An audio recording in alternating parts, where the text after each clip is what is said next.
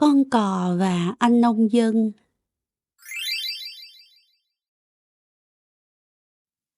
Xưa có một anh nông dân nghèo lắm, ruộng có ít, anh cày cấy không đủ ăn.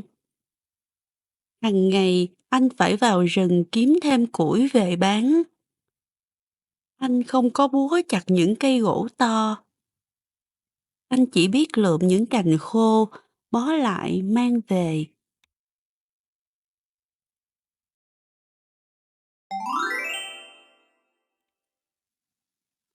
Một buổi chiều gần tối, anh đang mải miết bó củi khô. Bỗng có tiếng xào xạc trên đầu. Anh ngẩng lên thì thấy một đàn quạ đang phá một tổ chim. Một con chim con rơi xuống bên cạnh. Con chim mình trần trụi bị ngã, rung lẩy bẩy. Nó không đứng lên được nữa. Nó giơ hai cánh ra, chới với như cầu cứu. Anh nông dân thương hại con chim nhỏ. Anh lấy lá khô, quay thành cái tổ trên bó củi của mình. Sau đó anh bỏ chim vào đó, mang về.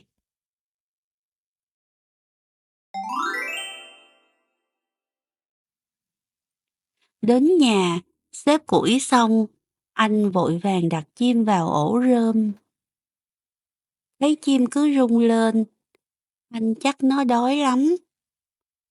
Nếu không xảy ra tai nạn, thì bây giờ mẹ nó đã cho nó ăn rồi. Anh lấy cái niêu nhỏ nấu cơm chiều. Nấu xong, anh xới vài hạt cho chim. Nhưng con chim non chưa biết há miệng. Anh phải gỡ mỏ nó ra để cho cơm vào.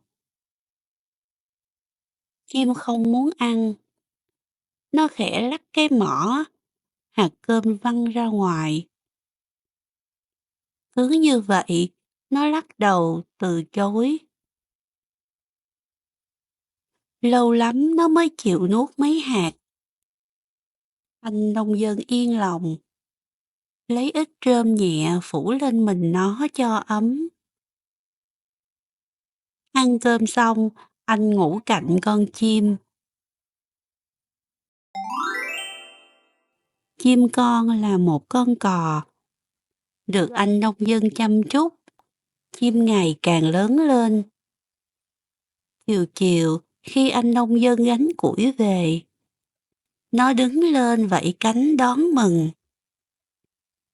Anh lại cho nó ăn cơm và nằm ngủ bên cạnh. Một hôm, con cò không chịu ăn cơm. Nó nói với anh nông dân ơi, nhà anh nghèo thế. Nếu nuôi tôi mãi thì lấy gạo đâu? Anh nông dân đáp, nhà nghèo thật, nhưng cò có ăn hết là bao. Nhưng rồi lớn lên, tôi ăn nhiều nữa chứ. Từ giờ tôi không ăn cơm của anh nữa đâu. Tôi biết đi rồi, tôi sẽ kiếm lấy cái ăn. Và con cò dạo quanh nhà bắt ruồi ăn. Nó không muốn phiền anh nông dân nữa. Tuy thế, anh nông dân vẫn không yên lòng. Anh sợ nó ăn ruồi mãi sẽ gầy và chết mất. Nghe người ta bảo cò thích ăn tép.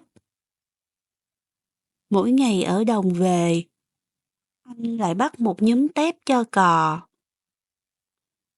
Cò con ngày càng lớn lên, cánh lông đầy đủ.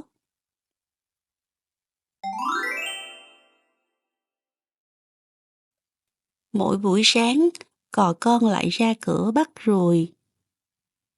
Có một đàn cò trắng bay ngang. Cò con ngẩng cổ nhìn theo mãi. Anh nông dân thấy vậy, bèn bảo cò. Nếu cò đủ lông cánh rồi, thì bay đi với chúng bạn. ta không giữ đâu. Cò con nói, tôi muốn đi lắm, nhưng sợ anh ở một mình buồn, tôi không nỡ.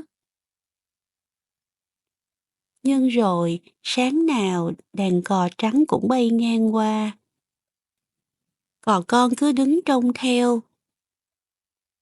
Một hôm, cò định bay đi thật.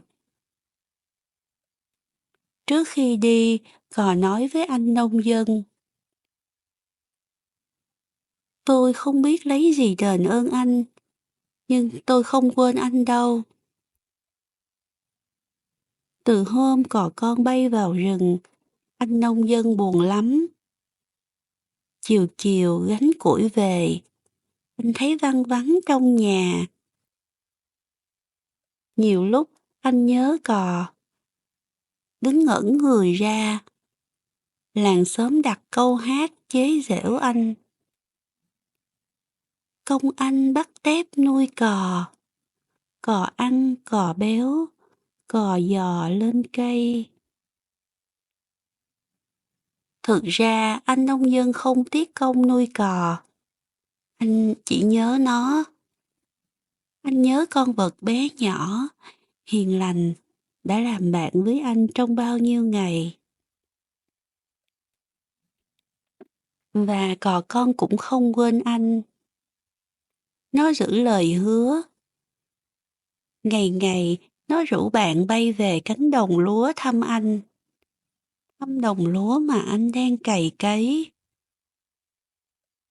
Cò lội xuống nước, mò tôm bắt tép ăn, nhưng không hề ăn của anh nông dân một bông lúa nào. Cho đến nay, loài cò vẫn là loài chim có ích. Nó là người bạn của đồng quê. Anh nông dân không buồn nữa. Buổi chiều, sau một ngày lao động mệt nhọc, nhìn cánh đồng bát ngát, anh vui vẻ hát một mình. Yêu quê yêu nhất cánh đồng, yêu đàn cò trắng sang sông chiều chiều.